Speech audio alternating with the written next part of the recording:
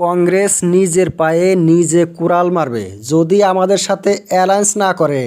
আমরা আর কংগ্রেসকে তেল মারবো না, কংগ্রেস নিজেই তেল মারবে আমাদেরকে যখন বুঝবে। বলছে অখিল গগৈ, লুরিনজ্যোতি গগৈ আবার কি বলছে যে হিসাব করে কোনোদিন মিত্রতা হবে না, আমরা কয়টা সিট নিব তোমাদেরকে কয়টা দিব এইটা কোনোদিন হিসাব হবে না যদি অ্যালায়েন্স করতে হয়। একটাই আমাদের শর্ত যে আমরা বিজেপিকে হারাবো, বিজেপিকে হারানোর জন্য হবে অ্যালায়েন্স, আর যেখানে যে দল শক্ত তাকে দিতে হবে টিকিট, এইটা হবে কন্ডিশন যদি অ্যালায়েন্স করতে চাই। আমরা একসাথে থাকলে বিজেপিকে হারানোটা সম্ভব এমন বলছে লুরিনজ্যোতি গগৈ। অখিল গগৈ বলছে যে আমরা একসাথে লড়েছি, ওই জন্যে ধুবড়িতে বদরুদ্দিন আজমলকেও হারাতে পেরেছি, আবার জোরহাটে গৌরব গগৈকেও আমরা জিতাইতে পেরেছি।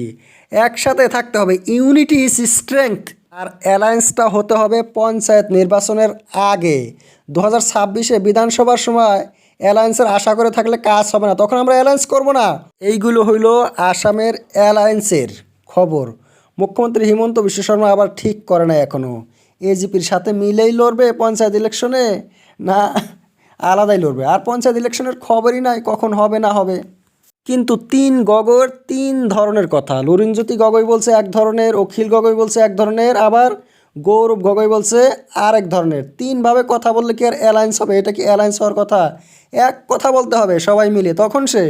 আর এমনও হতে পারে যে বিধানসভা ইলেকশন হবে আগে, 2026-এ হবে বিধানসভা ইলেকশন, তারপরে এমনকি 2027-এও হইতে পারে পঞ্চায়েত ইলেকশন। কিন্তু দিল্লিতে, বিহারে বিধানসভা ইলেকশন এসে গেছে।